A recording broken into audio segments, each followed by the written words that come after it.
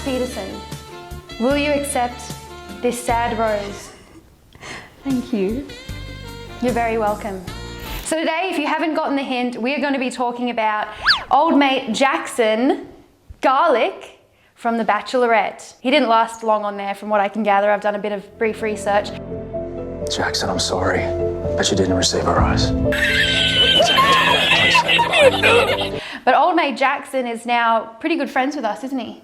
Yeah, so basically what happened is someone tagged me in a post on a page called NRL Roast, and it was a photo of a rugby player pulling his shorts down and showing his budgie smugglers, which says big on meat. So I thought I'd add in my opinion since I was already there on the page. I said that there's nothing masculine about paying people to abuse and murder babies so you can consume their flesh. And it started quite a conversation. Yes, Jackson Garlic popped out of the woodworks with his 2 cents. So he came into the conversation and he told you were a boar. Which let's admit, she did confuse it for a whore, and I explained to her, no, boar is different, but still equally rude. And he got a lot of likes and a lot of support for that, and a lot of people coming to the comments and leaving the classic sort of triggered carnist responses. So I thought that I would join in too, and we got, Jackson real riled up. He was even posting to his story about it. To be honest, I do feel a little sorry for him because he did look a little bit sad about it, like he did look guilty. And then we found out that this guy actually makes money off of animal abuse and exploitation. Tash, do you care to elaborate? Yeah, so the slogan big on meat, which has been produced on the budgie smugglers, is the slogan for the meat pie business that Jackson actually is a part of. It's been his family business. So he was just trying to protect that. And a lot of people were claiming that the message I was stating was toxic to masculinity without realizing that the very thing that is perpetuating this is the meat, dairy and egg industries. Males think that eating baby flesh and cow's breast milk somehow makes them masculine, and using these slogans and associating it with big guys, athletes, is really perpetuating that. So I'm just trying to stop that and say, hey, there's nothing masculine about paying people to abuse and murder the most innocent beings on this planet. Not to mention all of the actual animal hormones, including animal estrogen and things found in the breast milk of cows that these adult human males are drinking and then defending the consumption of. And then to top it off, they're consuming vast quantities of cholesterol and saturated fats, which causes things like erectile dysfunction, and it messes with your natural testosterone levels. Jackson Garlic. So Jackson did go on a long talk on his Instagram stories about v-ganbooty and had a fair bit to say. So we're going to have a listen now and do a little bit of a response. How's this for some Monday night COVID shenanigans? I've somehow managed to get myself into a disagreement between a vegan and her off-cider on an NRL page's... And her, did he say and her off-slaughter? Off-cider, I think. He Does said he mean off-cider. I think he means onslaught, but he's not quite sure of what word to use. And we're fighting, well, we're not fighting, we're disagreeing over what it means to be masculine and how that connection is with eating meat. I feel like his laugh says it all. Exactly. He's questioning himself as he's stating it, because he's like, shit, it totally is related. I'm literally consuming the flesh of babies. And he's obviously succumbed to the propaganda and advertising. I mean, he's even perpetuating this sort of advertising propaganda with his pie company and his slogan and things. So this is someone that has succumbed to this, believes that in order to be masculine, you should feast on the flesh of baby animals and their secretions. It's very sad. He does look like he could be a very sweet guy.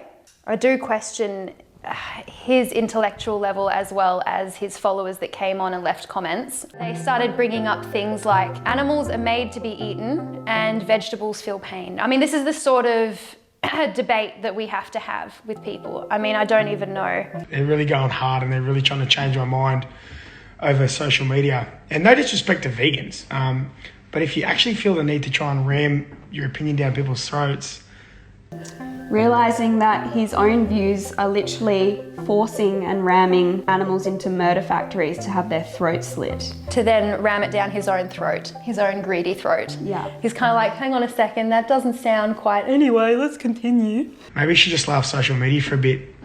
What do you reckon? What did he say? And you're probably like, why is he posting screenshots about a to and fro between some random? Well, can you imagine the outcry if someone went on to a vegan page and started making all of these ridiculous comparisons between veganism and femininity? You'd be like, what are you on about? So little does Jackson realise the amount of propaganda and absolute shit people say on my posts. You know, there's people always expressing their opinions. There's so many anti-vegans who are defending animal abuse in my comment section, and I never delete anything. I let the conversations happen because this is an important topic. And speaking of veganism and femininity, that's directly linked as well. It's not only masculinity, but femininity as well, because in the dairy industry, as I mentioned earlier, mothers are literally raped and forcibly impregnated, and their babies are immediately taken away from them so humans can consume her breast milk. So if you're not vegan, but claim to be a feminist, well, you're absolutely hypocritical. You are paying for females to be subjected to rape, as well as males as well, because another example in the dairy industry is the males are electro-ejaculated for their semen. Both the male and female species are oppressed in the meat, dairy and egg industries. But this is good, like this discussion is being created. I think it's awesome to be posting such truth statements, because a lot of people say, oh, you shouldn't attack people when you're promoting animal rights. But I mean, not that I was attacking anyone, I just made a statement that you can't be masculine and abuse and murder animals. But making such, you know, triggering statements to people is getting this conversation going. And look, he's really thinking about it. Cut it out. Take a chill pill. Have a day off. Anyway, this Sheila's doing it on and it's on a NRL meme. Spit it out. Instagram account. An account that makes memes about National Rugby League. Anyway, it just shows that some people just have nothing better to do than just go on there and just start slandering everyone because they're unemployed. Also, I'm on a roll. I just can't stop. This is the last thing I might say. Can you imagine if the shoe was on the other foot? This vegan booty girl, she's the one that rocks up to KFC, fish markets, butchers, covers herself in blood and tries to bully the business owner into... I don't know what she actually tries to get done that day. I don't know if she expects the business owner to just shut their doors and tell all their customers to fuck off, or like give them all the money out of the till. I have no idea, but can you imagine if the shoe was on the other foot and people applied that amount of pressure to her, how quickly she would run to the police or play victim on her social media and say it was harassment and bullying and damaging to her mental health. It's just funny how this person who uses these tactics would so violently crumble under the same tactics if people use them against her. Yes, Tash was in a fit of rage and sadness last night, and I had to comfort her after he, had a go at her. It was really sad to see. Yeah, it's interesting how he's sort of implying that I'm going to harass business owners when I'm actually going into places that are selling and profiting off animal abuse just to spread a message. I don't go to antagonize or directly threaten anyone. I've never made any threats. I'm a non-violent activist. I just go to speak the truth and create awareness about the animal holocaust. So for him to make that comparison that, you know, I'm going and threatening business owners, whereas if I was receiving threats, then I'd completely crumble. Well, you know, I have my home address leaked. I have people making direct death threats to me very regularly. So yeah, it doesn't affect me. It's not going to stop me from voicing about the biggest injustice in history. What's really upsetting particularly is that we have AFL players, NRL players, you know, some of the biggest,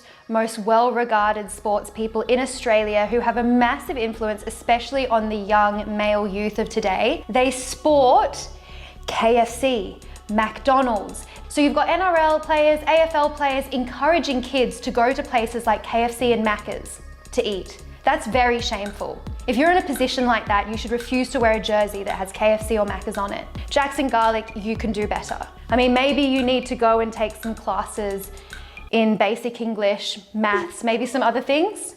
But I do believe that you can do better. Abuse animals and be a dickhead like you, or don't abuse animals and be vegan and be cool like Tash. I was excited before, I'm even more excited now. I really want to create more of a romantic connection with Jackson. Away we go. So pretty.